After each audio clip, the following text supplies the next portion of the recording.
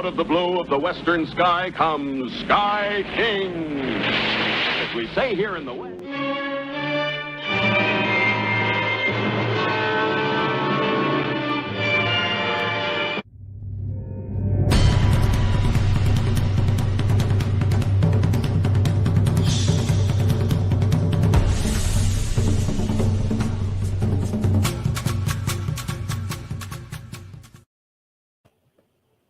Hi, everybody. It's Rosemary Rose, and tonight it's classic Television Smackdown.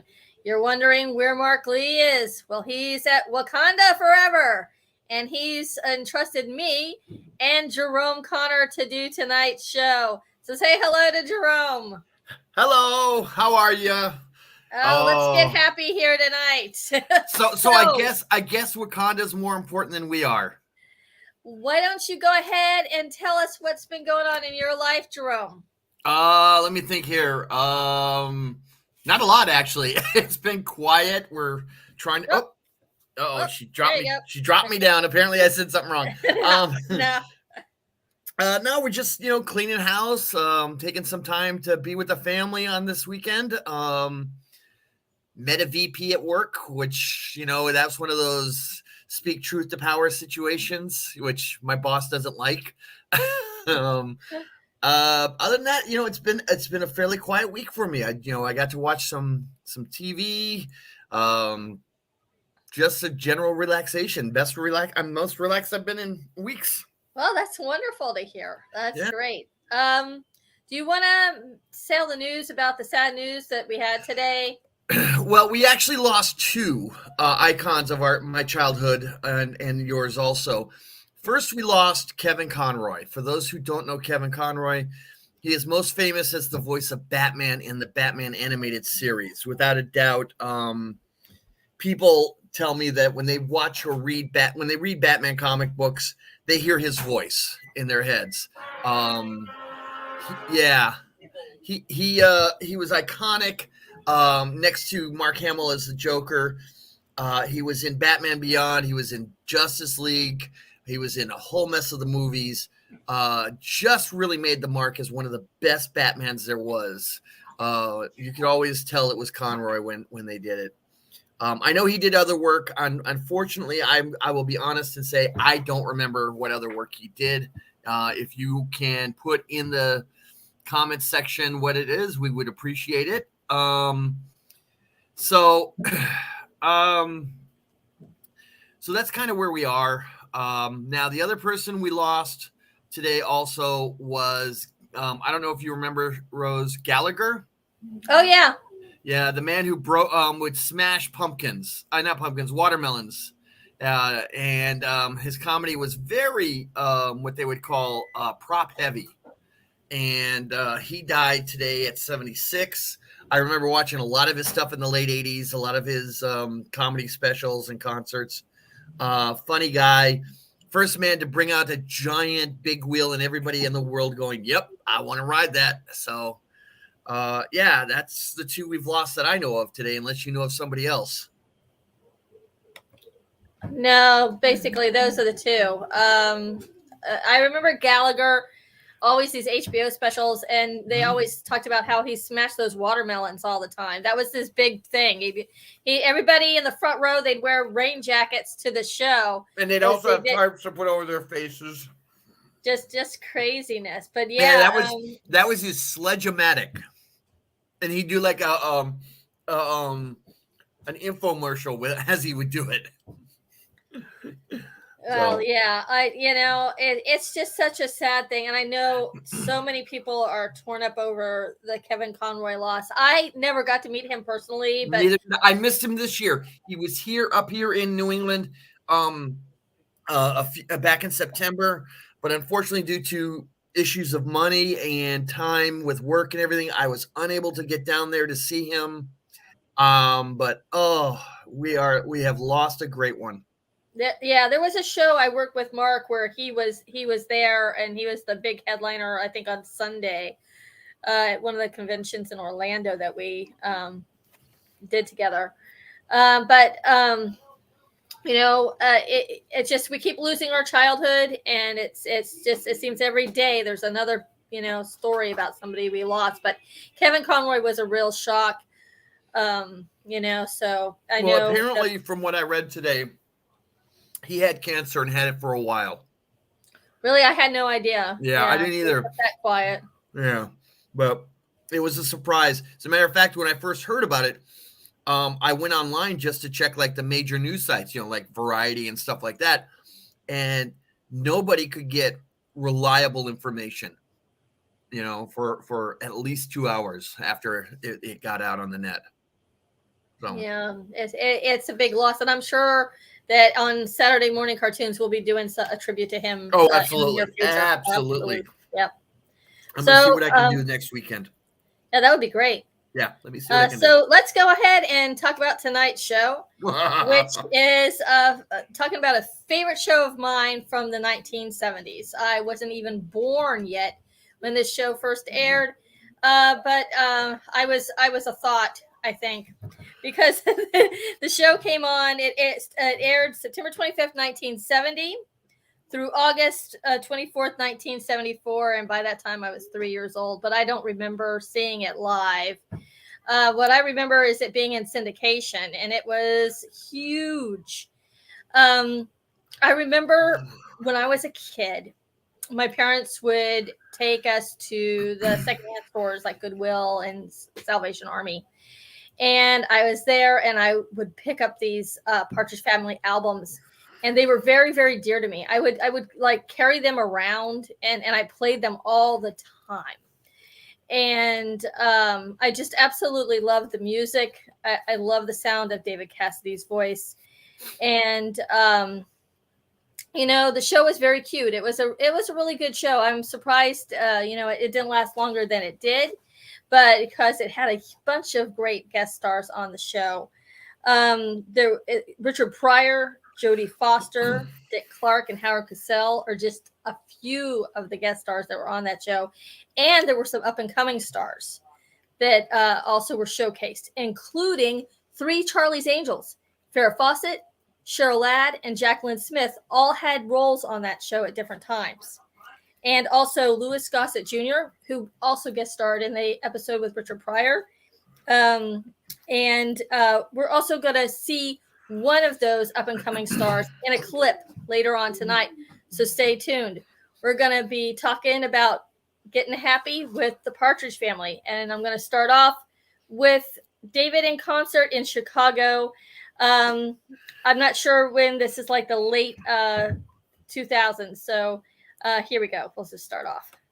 And about I'm going to say into episode 3, shooting it before it ever aired, that television series named The Partridge Family.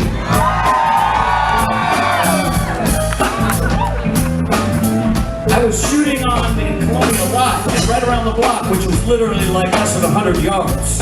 I went into the recording studio, and they said, "Will you sing this thing? It's going to be our theme song to go over the credits."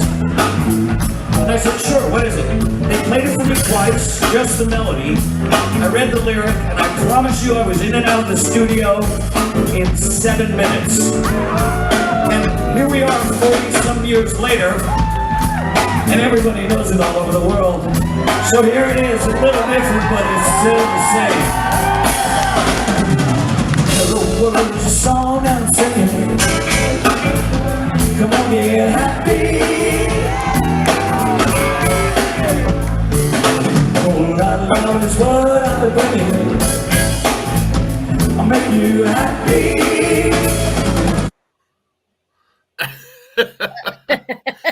All right, I'm sorry. I mean, he's fun at the concerts, but I love the studio version better, Yeah, but you know what? I figured we'll get hit for the studio version. So I thought we'd hear a little bit of story about how he went to the recording studio and just play a snippet of the song, and hopefully we won't get hit. But I want to say hello tonight to Mike and to Cheryl. Thank you for being here. It's great to see you both on here tonight. Now tell me something, Jerome. What were you doing when Partridge Family came out? Did you see it? Were you What did you think about it? It aired after the Brady Bunch. Okay. At 8:30 on ABC. On Friday nights of all nights. The death slot now. yeah. Well, hell, a lot of television's a death slot now.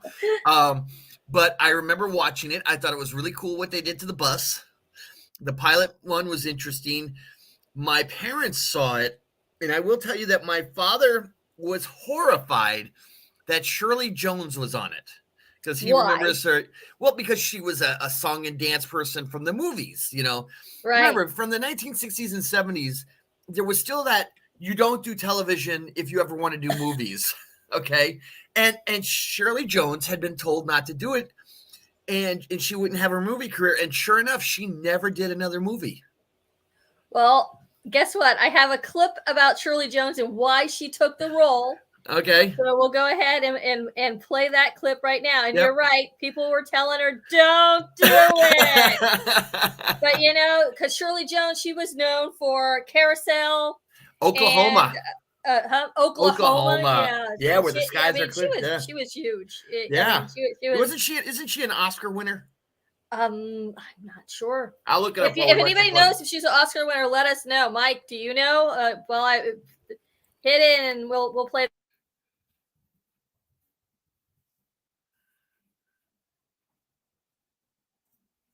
Uh-oh. Did you freeze up? You did freeze up. Oh, no. There she goes. There we go. And I read the script of the Partridge Family. And I loved it. I really loved it. I just loved the idea. I loved the fact that she was the first working mother on television, you know. The family idea and the music idea was such a great idea for me. I mean, I thought, wow, there's nothing like this on television. This is really a very different thing, you know. So I said, you know what? I want to do this. I want to do this. And of course, everybody said, don't do television once again. This is not a good idea. You know, don't do television. And I said, no, this would be I have a feeling the show is going to be a success. I just have it in my bones that it's going to be a hit show. And if it is, I can stay home and raise my kids. It's a half-hour show. I love the role. I love the idea. And it'll be fun for me to do, and I can be home with my kids. And so that's why I made the decision to do it, basically. So there you go. She did it for the kids, Jerome. That's why she took the role. Yeah, I know she did. And I got to say, you know, it worked out well for her. You know, the show was a huge success. She oh, by the way, she was also in The Music Man, and if you haven't seen that, yeah, The Music Man, that's right. one of my favorite song and dance. I mean, especially the big ending, you know, but it was a best actor in support. Gelmer Gantry. Thank you, Mike. I couldn't find it. There you go. Thank you, Mike. Yes, thank you. Yeah, it was, you know, the aspect was, is you had this single mom raising, what was it, 6 kids? Yeah. Okay, so here you have this single mom raising 6 kids on a supermarket cashier's salary. Yeah. So think about that today. Couldn't even get a McDonald's burger on that today. You know, and here she is. She's got a house. She's got a car. She's got, you know, put the food on him. Yes, she's struggling. You know, you hear about the car at the beginning and all the problems and all that. And you kind of look at it and you're just going, how, you know, this was the 70s. This was unheard of. Yeah. And so here we are. You know, the pilot was a lot of fun. I got to admit, that first episode was a ton of fun. Yeah. And we're going to be talking about that because what I did was I snipped and clipped the pilot. And what I found out while I was doing it is that actually the pilot that we saw on television was the second pilot. Always is. It was actually a first pilot. Okay. Yeah. And the first pilot, I actually went on to David Cassidy's website. Ooh. And that's how I found out that there was a first pilot that never aired. Mm-hmm. Some things about the first pilot. It was filmed in December of 1969. It ran for 35 minutes. And the house they used in the pilot that we did not see was the I Dream of Jeannie house. And Shirley wasn't Shirley Partridge; she was Connie Partridge.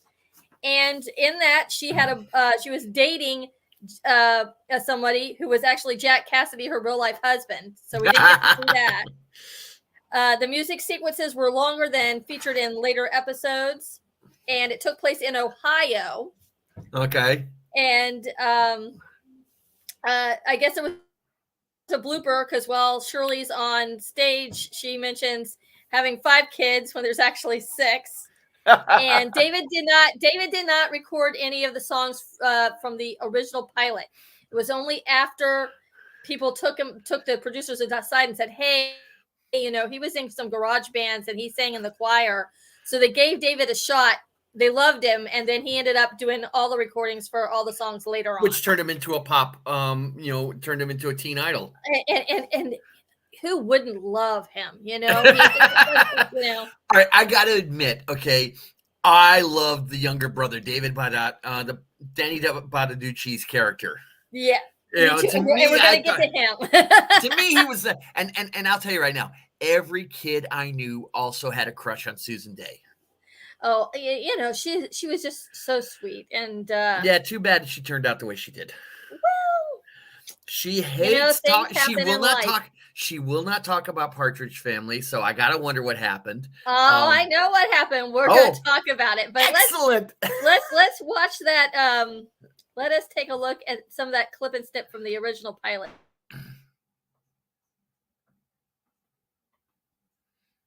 It's in there somewhere. The computers today are running slow. I love the buff. Yeah, my machine's a little bit. If anyone had told me 4 months ago that I'd be driving an old school bus filled with my 5 children and a large dog through Hollywood, I'd have thought they were crazy. If they'd told me why we'd be here, I'd have been sure of it. Ladies and gentlemen, America's latest success story, the Partridge Family.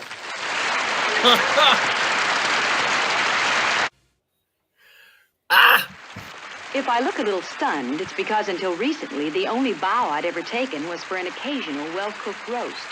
You see, we're not your average showbiz family.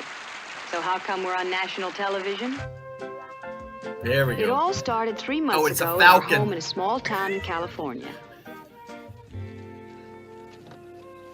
My husband had died suddenly 6 months previously, and I was working at a local bank, trying to support the family. While I was working, the kids all pitched in and ran the house. I loved you.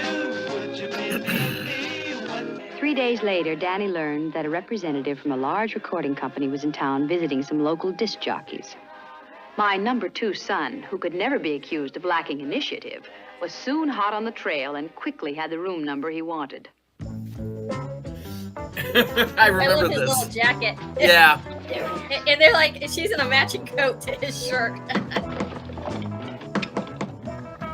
Oh, I love Ruben.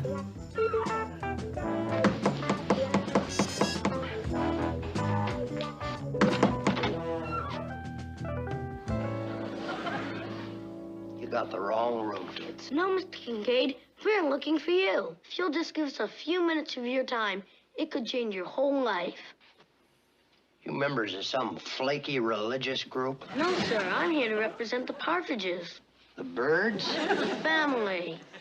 Yes, the next few months were going to be hectic, exasperating, frustrating, confusing, and hysterical. And you know something? I wouldn't have missed it for the world. Yeah, it was a heck of a pilot, I gotta say. It was really well done, you know, established a lot. My only complaint with the entire show, the entire length of the show, was the little girl and the boy, the young boy, the two of them. They kept changing actors all the time.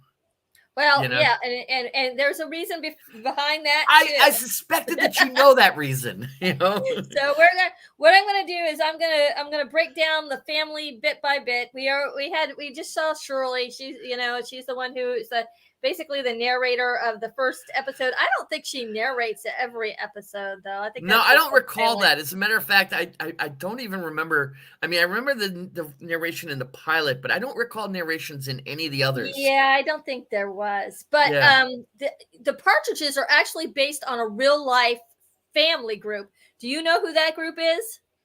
Well, I was thinking maybe the Osmonds, but that would probably not be right. No, it's not the Osmonds. But Mike, if you know, let me know in the comments, or Cheryl, if you know who they were really based on, the real life family. But we're going to talk about the family from the oldest to the youngest. And we're going to start off with, of course, everybody's teenage heartthrob, and girls and women were still going to see him in concert for years afterwards. Keith Partridge, played by David Cassidy. Now, Keith is the oldest. He's kind of pig-headed at times, but he's the leader of the group and loves the family. And Cheryl's got the answer to the question. That is correct. It was the Cowsills. Never heard of them. Oh, you have heard of them. You know the song Hair? From the movie? The Broadway? Yeah, they were the original singers of Hair. Okay. Yep. Right, and a bunch of other songs. If you would know if you heard them, the Cowsills. All right, I'll look them up. So that was based on the family of the Cowsills, and that's correct. So with Keith, he's kind of like a love him and leave him type, because he's always on the road. He likes his steak well done, and meatloaf is one of his favorite meals also for the character, not David. But David passed away in 2017. He said he was dealing with dementia, but actually his cause of death was alcoholism. All right, yeah. 67 years old. But we're going to go ahead and play a clip. Let me just grab it. There will be a slight frozen because my computer is not as good as Mark. So give me a second. But Mark always goes for the high tech end, He's good about that. So Cassidy was interesting, his career and everything else, his ups and downs. Here we go. What's so funny? No offense, but you look ridiculous.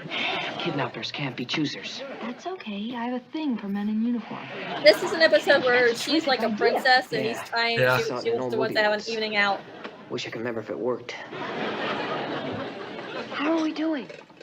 Oh, just great.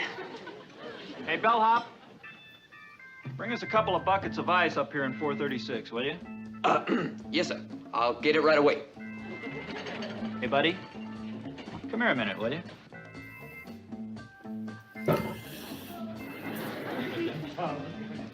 Along with that ice, bring us a 6-pack of soda. Yes, sir. And half a dozen ham sandwiches. Yes, sir. On rye. Yes, sir. Yeah, he's going to be going hungry tonight. Jenny? What?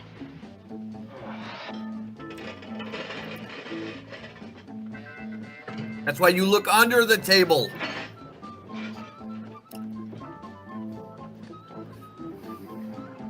Keith, is anything wrong? Yeah. Jesus.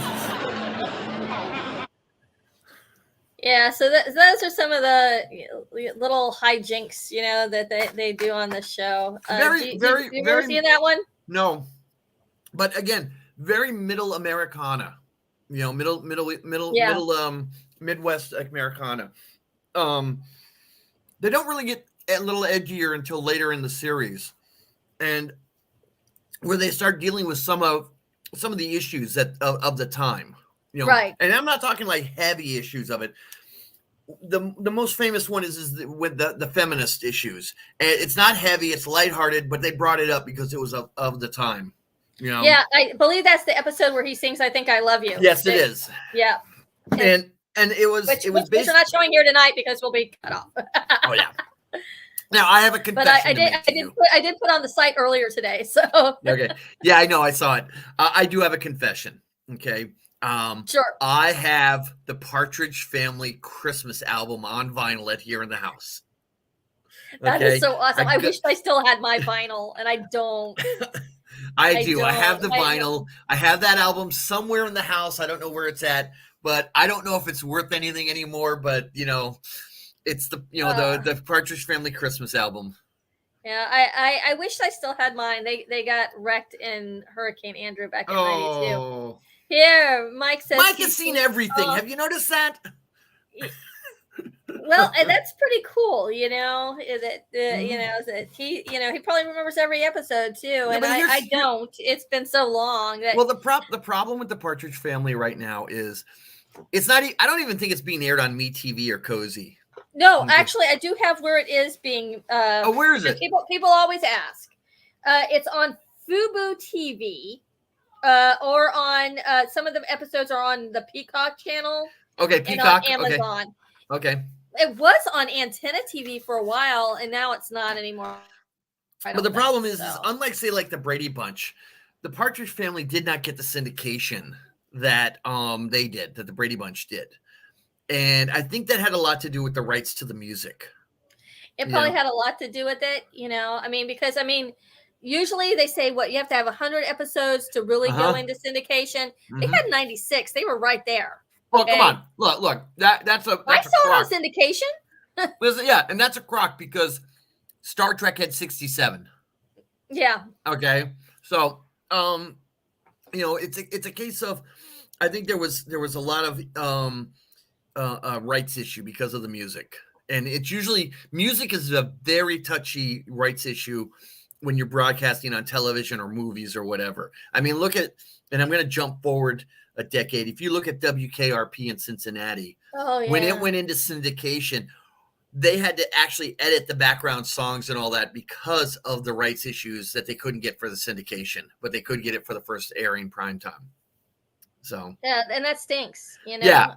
Because it takes music in television is part of what makes it what it is. So you get if you don't have the songs, especially with a show like the Partridge Family, which is mostly music, and it's about a musical family. But let's talk about Susan Day and Lori Partridge. Okay, I think Susan Day is like one of the most beautiful women that were ever on television. Okay. She went on later on to be in LA Law, which I absolutely loved. And she was blonde and she really tried to change her image, in the 80s. But Lori is the second oldest. She was 17 years old when she was on the show. She is the only member of the Partridge Family who has never done any reunions. And there's probably a really good reason why. And I can tell you what I think a lot of the reason why is. Back in the late 80s, early 90s, it might have been early 90s, David Cassidy wrote a memoir about the Partridge Family.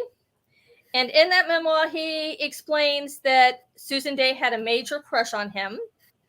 And that the two of them had slight, I think it was like a one-night stand, and he ended up breaking her heart because she had a total crush on him.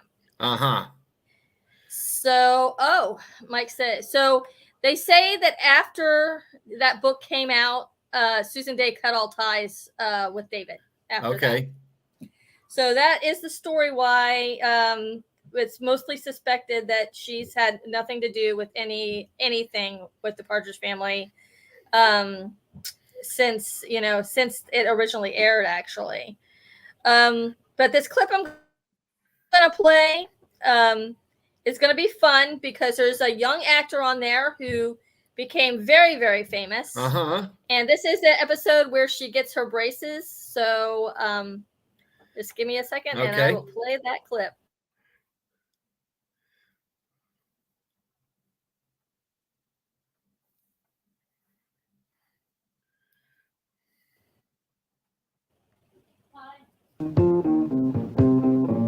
Hi. What a coincidence. I just happened to be passing by and I nearly got trampled. Hey, you're all right, aren't you? I mean, you're not going to be sick. Your radio. It's playing the same thing my mouth is. I beg your pardon? It was you. Lori. Did you know you have braces? I'm sorry. I meant to break it to you eventually. Hey, Lori, it really doesn't make any difference. It doesn't? No, you're still you. I mean, you're a beautiful person, even if you do have an ugly mouth. Oh, gosh. Wow, I he's didn't all mean hard. that. What I mean is there's a lot of good things about having braces. You can strike a match on your teeth. I didn't mean that either. Boy, I'm really blowing it. I need braces on my head. Oh, thank you, Jerry. You're welcome, but what for? You made me smile. And now we know why he went to a galaxy far, far away. Okay, I mean, oh my God. Yeah. I just watching that young going, Mark Hamill there. You got to wonder if he's like going, oh God, I hope nobody ever sees it again. Well, unfortunately, the internet never forgets. No, it sure doesn't. And there's worse things you could do, But yeah, his acting skills needed a little bit of refinement upgrade there. Yeah, but he's our Mark, Yep.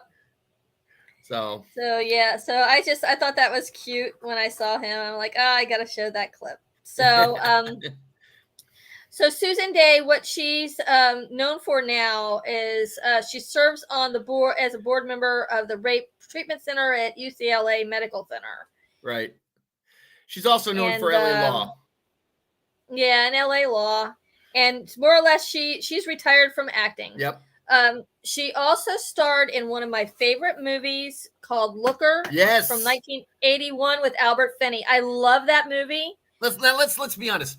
Most people didn't go see that film for Finney. They went because of Susan Day, okay? Yeah. And there's a couple of scenes as to why, okay? Yeah. If you've seen that film, you know what I'm talking about. I do. But I enjoy that film very much. Yeah. So now let's talk about, I think it might be Jerome's favorite character. He mentioned him earlier, Danny Bonaducci, who played Danny Partridge, who also happened to be my favorite character and my major crush on that show. And people would say to me, why? He's got this like redhead and freckles. I'm like, yeah, exactly. I had red hair and freckles, so I could relate. I love a redhead, and he's got the fieriest little red hair of anybody, man. Now he doesn't have too much of it anymore, though. No. He had some life issues. I have to say that probably his character is probably the best character on the show. He did one of the best acting jobs on that show. I think his character was perhaps the most developed. Yes, and he's very smart, but he's also kind of a smart aleck. Yeah. And it's just whenever he's got an episode focuses on him, it's just a lot of fun. Mike said he saw Looker when it came out in the theater. I wished I had. I saw it on cable like 90 times when it came out, and I think it was on the movie channel. Yeah, but that's where I saw it. I didn't get to see it at the theater, and I think it might have been 82. I think though the reason I didn't see it was the rating. My parents wouldn't let me see it due to the rating. I think it was like a PG or an R. At the time, I wasn't allowed to go see those types of films. My dad let me start seeing R-rated movies when I was 10. Okay. So everybody's got their own their own thing, but I guess my dad. I figured 10. You got it. Silent Scream was the first R-rated movie I saw in the theater, and nobody probably knows what that is, but no, I remember because it was the first R-rated movie I ever got to see with my friend April. Okay. So back to Danny. His real name is Dante Daniel Bonaducci, born August 13th, 1959. He's currently a radio personality. He's also been on a ton of TV shows. He had a real bad drug and alcohol problem for a while. Yes, and he's been in trouble with the law, but you know what? He's always, taken it, he's taken responsibility for it, which I have to give him great credit for that. He's freely admitted that it was his fault in a lot of the stuff, and he should have known better. And I have to say that that's the one. I mean, I'm not a big fan of what happened to him because I think some of it was wrong of what happened, but he owned it right from the very beginning. He owned that it was his fault, and that earned me a lot of respect for him. Yep. And so, I mean, people make mistakes, he just happens to be on television and, so of course everybody's, all eyes are on him, but let's play a clip of Danny here. If I can get it to play here.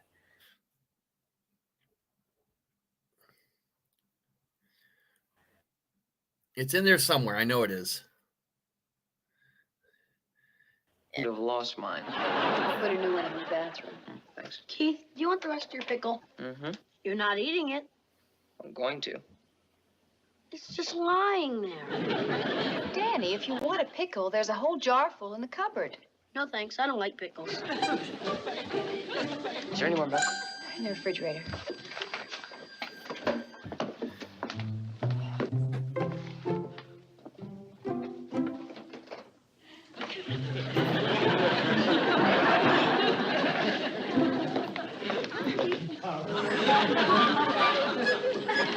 Danny, did you eat my pickle? No. Come on, Danny. You've had your eye on my pickle ever since you came in here. How do you know you didn't eat it? Because I'm not that absent-minded. Then how come you lost your toothbrush? Mom. Danny, did you eat his pickle? No, Mom, I didn't eat his pickle. You must have eaten it. You just don't remember. Mom, how could I have forgotten something like that? Is it really that important? My whole mouth was all ready for that pickle.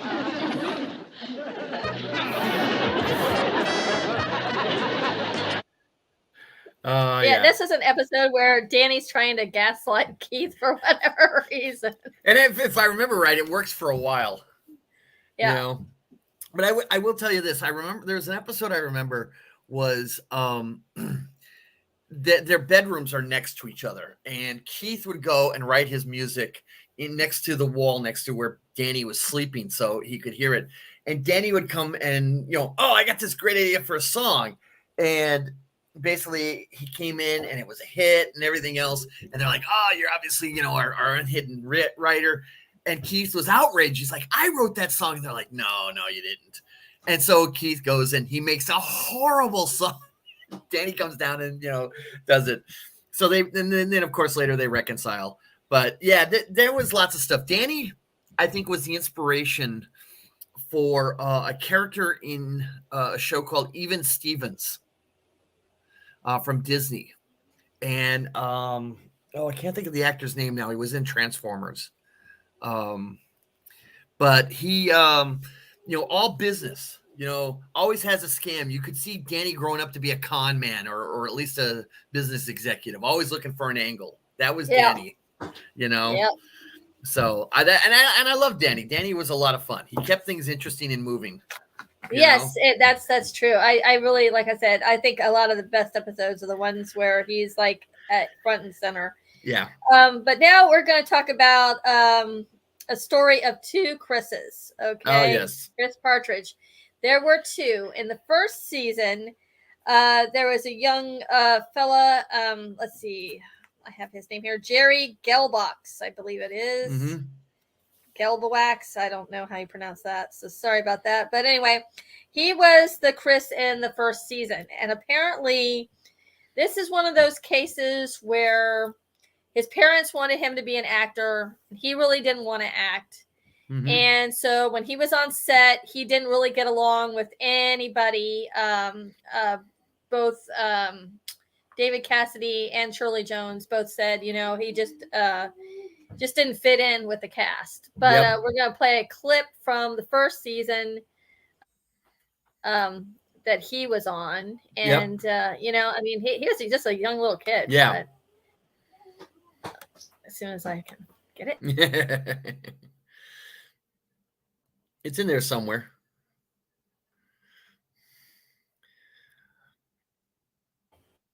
All right, Sis, I hear about you not wanting to play with the group anymore. It's sissy stuff. But you've always enjoyed playing the drums. I was just a kid then. It's because of Debbie, Mom. Well, what's Debbie got to do with it? Debbie, maybe you better show Mom why Chris is so uptight.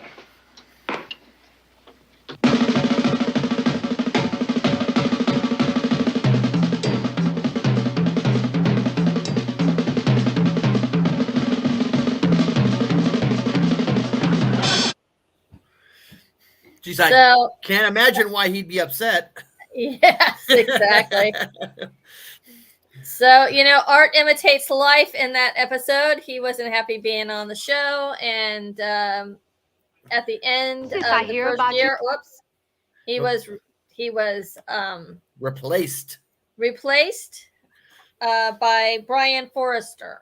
Okay. And we've got an answer for you here. Shia LaBeouf for Thank you. That's who I couldn't think of. Yeah.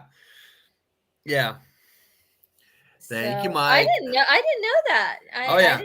Did he do a lot of voice work before he was on Transformers? Well, Shia LaBeouf's Even Stevens was a live action one. That's where. Oh, really? Yeah, it's the girl from Kim Possible, whose name again escapes me. She was also on it. I mean, it was a Disney launching site for some of the kids. Yeah, it was a cute show, but it was like any other Disney film show, kind of sickeningly sweet. So, but yeah, and I firmly believe that Danny inspired that character of Shia LaBeouf's character, simply because of the nature of it. Yeah, that would be really neat to look up and see, if that's a thing. But that's pretty cool. So, the boy who played the original Chris, he went on and he stopped acting altogether after he left California. And ended up, what did he end up doing? He went to UC Berkeley and studied chemistry, and he became a technology planner and lives in New Orleans. Well, I'm sure he's on the circuit somewhere. Oh yeah, I thought I'd seen him in interviews before, but I couldn't find anything. But I thought for sure I thought I saw like both Chris's interviewed one time. Oh, they probably are. There's probably money being thrown around at that point. So yeah, so Brian Forrester came on to play the role of Chris. He is blonde, so he kind of looked like Shirley. It was good casting, and he was a better fit for the cast. Yeah. And we've got a clip from him as well. So I'm just gonna play a clip from the new Chris, and he was on for the remaining 3 seasons. So, all right.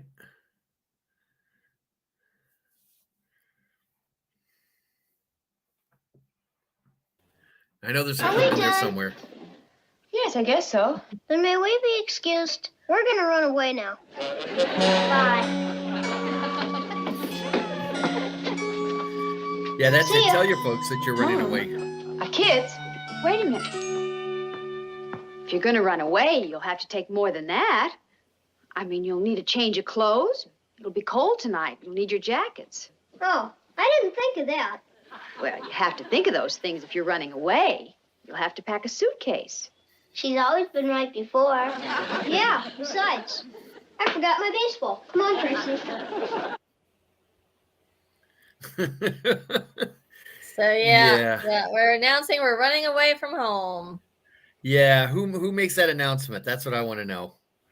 So a little fun tidbit about Brian Forrester. He went on and he did a few voiceovers as Chris Partridge. He did it in there's the Partridge Family cartoon, right? That was set in the future. And then he was also in Goober and the Ghost Chasers. Oh God, and that was horrible. He did a Fred Flintstone and Friends cartoon as Chris Partridge as well.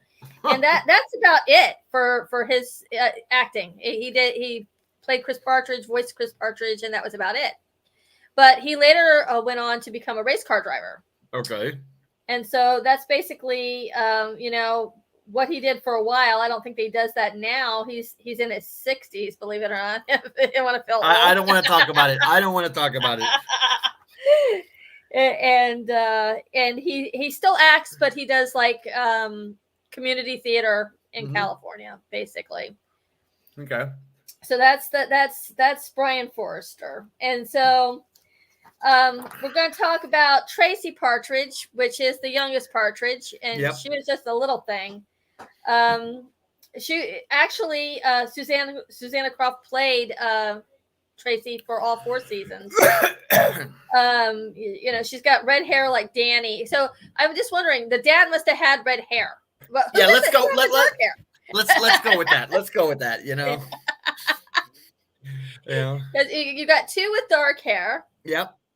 You got two with red hair. Yeah.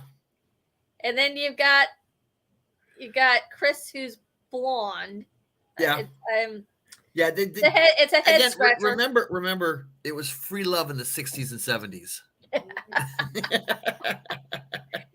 So, very interesting. Yeah. So you guys can just make up your own story on how that was possible. Yeah. There was an episode where Danny thought he was adopted at one point. Well, I can't say I blame him on that one. Yeah, they couldn't find any his birth certificate or any photos of him when he was a baby, and so he was like started to be suspect on that one. Yeah. But Susanna Croft, she went on and she did a bit of acting up through the 1980s. Played on a bunch of different shows, including Mulligan Stew. I remember that one. Children of Divorce was the last TV movie she was in. Okay. But at least she did have a variety of parts. But here we're going to show the clip where she's the very, very baby, the baby of the Partridge Family. Okay. Let me get her.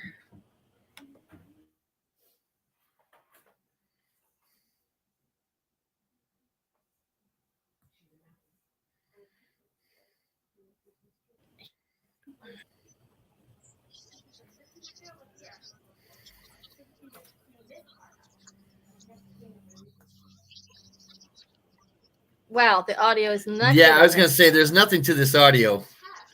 It sounded a lot better before. when I pulled it, you could actually. Yeah, I know that feeling. I've been in that same boat.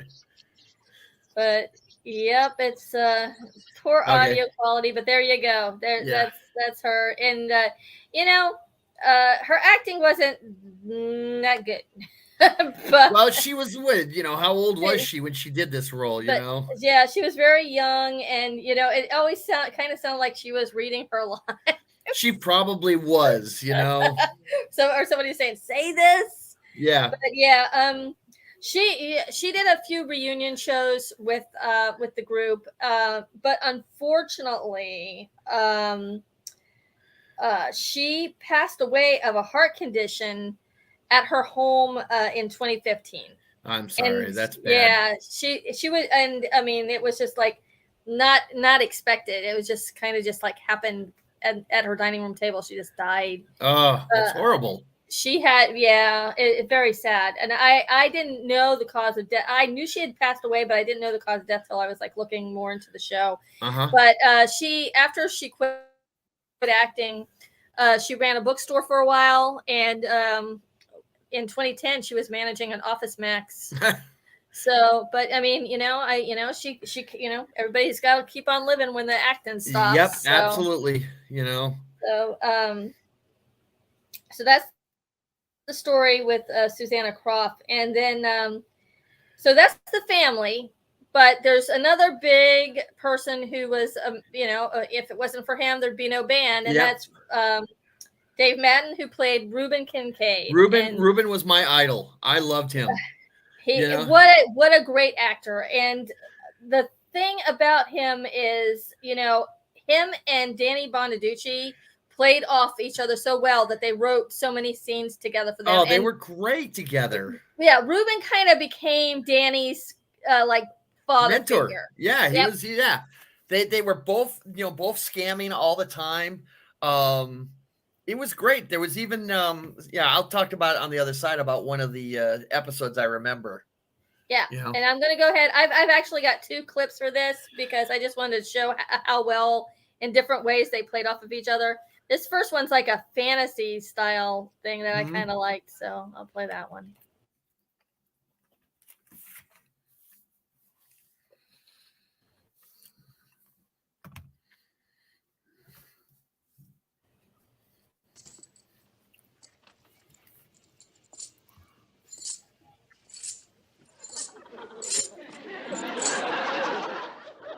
Howdy, little. Howdy, Sid. Folks call me Mean Little. Folks call me Kid, Sid. Kid? You know Mean Sidney? It's been a long time. I knew him when he was just nasty. I known a little since he was... Haven't changed much, kid. Way to have, Mean. Now I'm on the side of law and order. This is a showdown. Cards? Bell, the silver box. I have it right here, kid. Clear a table. How's that? Glad I didn't ask you to shoot the breeze.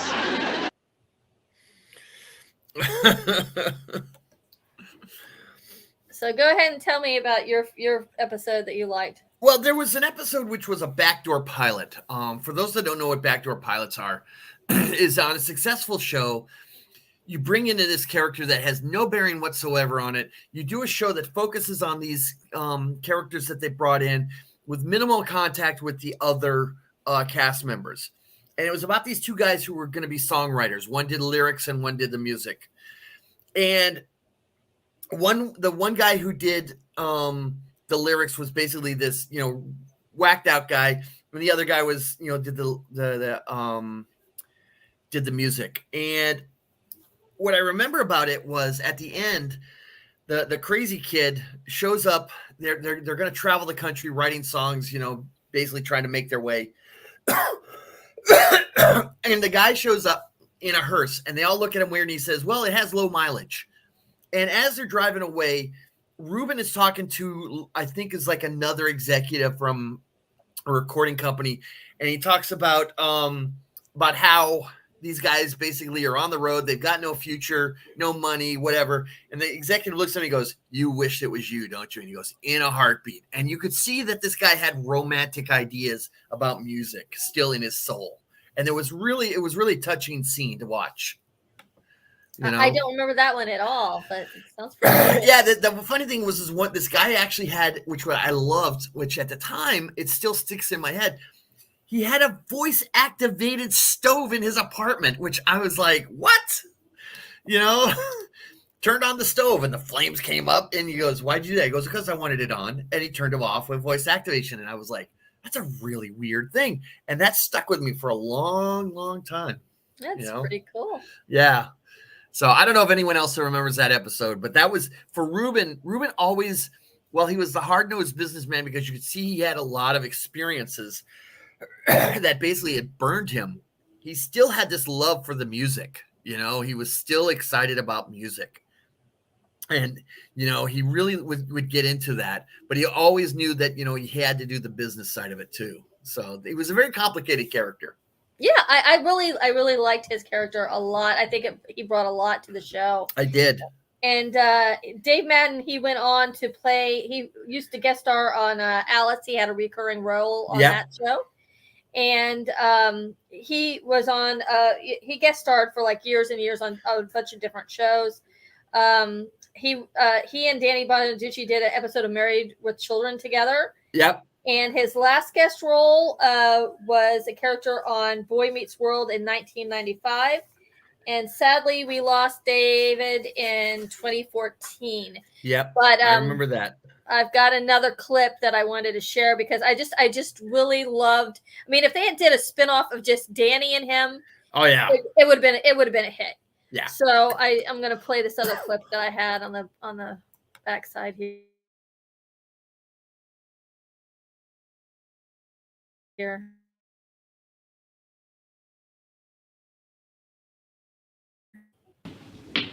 Missed. I know I missed.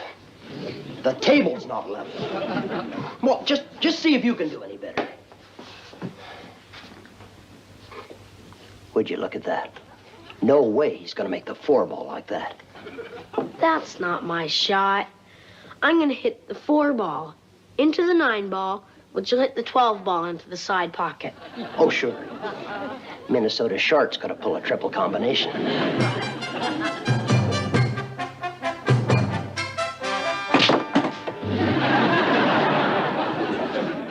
Ball in the side pocket. Well, he didn't say which side pocket. Danny won. He beat you 6 games out of 6. Yeah, I can count. Beat me next game, I'm gonna break your thumbs.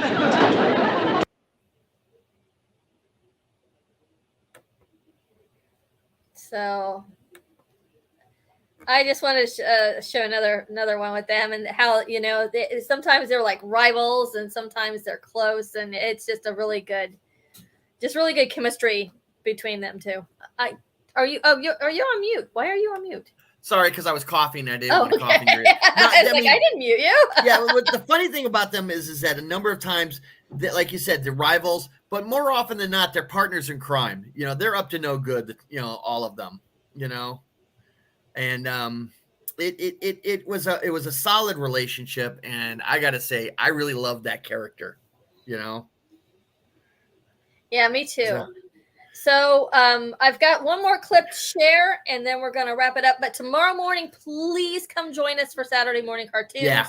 We are doing a tribute to Jules Bass, the other half of Rankin and Bass. We lost Al Rankin a few years ago, and Jules Bass passed away, I think, like about 2 weeks ago. Is that about right? Yeah, that's about right. That sounds about right. So I wanted to showcase some of his directorial stuff that he did with Rankin. And so please join us tomorrow, as I'm going to I have some clips that you all know and some that are obscure. So it should be interesting. So please join us at 9 a.m. Eastern Standard Time for that. So Mike says that all 4 seasons are on Prime. Oh, good.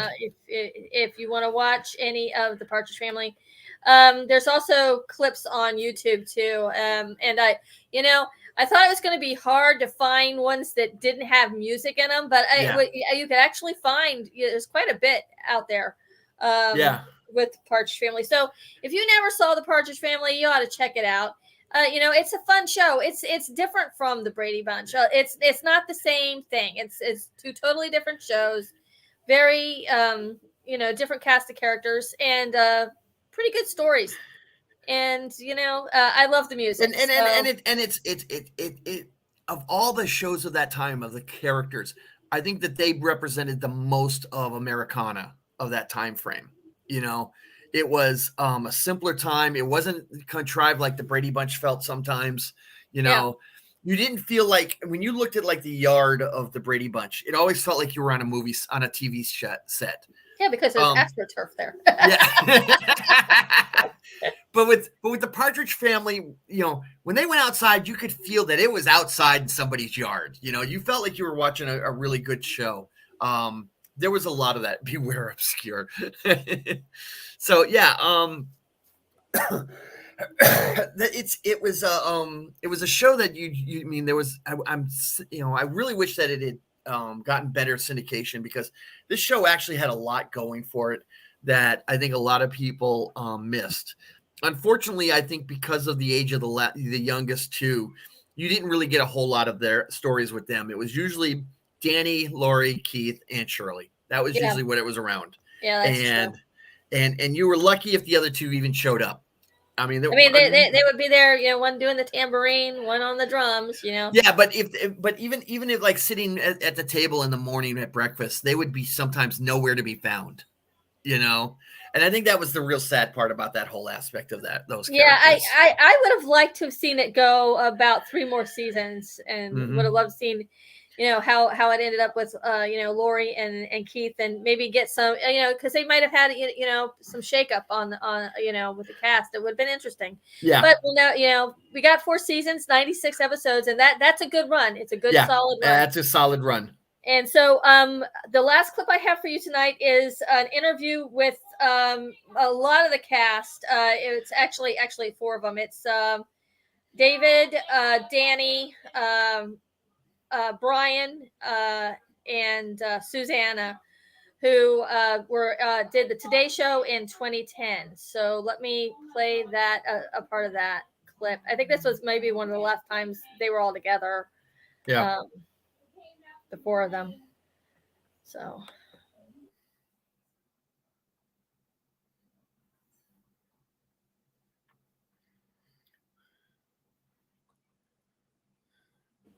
Let's see. I'm going to read you something. This is a review in the Christian Science Monitor after the first season. It went like this. Would that every fatherless, financially distressed American family could successfully take up guitars against a sea of troubles like Grin and bear it Shirley Partridge and her 5 winsome moppets. The show stacks implausibility upon implausibility from the hit record to the psychedelic bust they tool around. And someone taking it very seriously. Very. Well, but keep in mind, we sold way more records than the Christian Science Monitor. Why was the show a hit? I think it touched a nerve in everybody at the time. Very difficult now in the culture that we live in. But coming out of the 60s and still having that freewheeling kind of thing, I have been asked this a million times, and I really think that from what I have gathered, over 8 million people asking me and telling me, my brothers, my sisters, we all wanted to be one of those characters.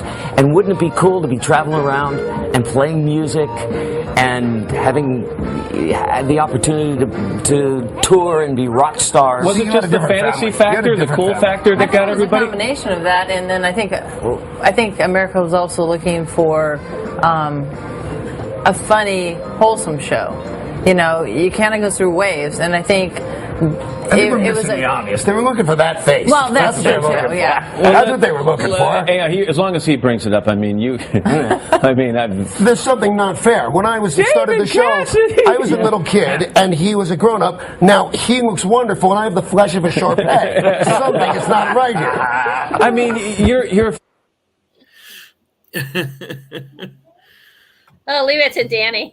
Well, yeah, Danny nails it right there for what was going on. And sure, the young girl there was right. I mean, this was a show about everybody wanted to be that family. Yeah. It was a tight knit family. There was hardly any real conflict among them. It was always conflict from the outside. There was a lot of aspects of it, and also remember, music was really taking off in a way that we hadn't really experienced in the 50s or even parts of the 60s. You were getting into, the glam rock, you were getting into, adult contemporary. There was a whole aspect of splintering of the music, and people were exploring different things with it. And here we have, they talked about the psychedelic bus, yet not a single drug use at all. Right, exactly. And so middle America loved this.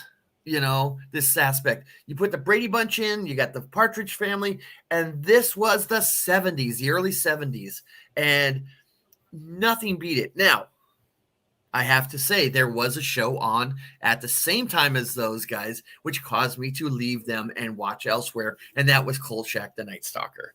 Well, yeah. So that's why I did not see the later seasons of the Partridge Family.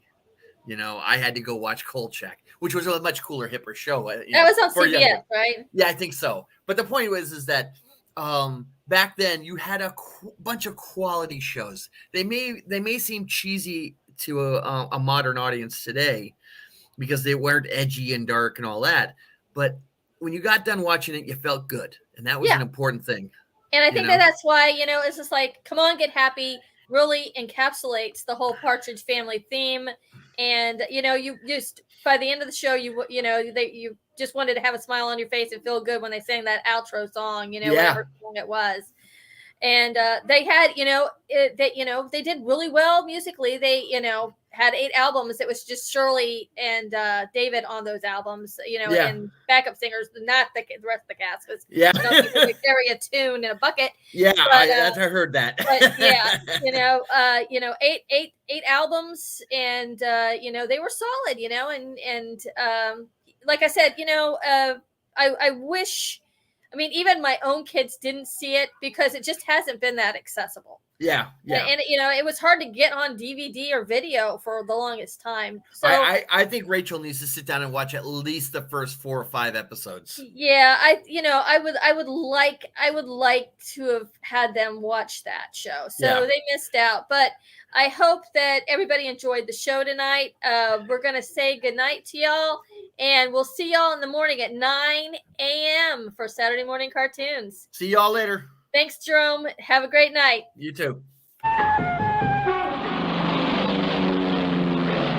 Out of the blue of the western sky comes Sky King. As we say here in the West.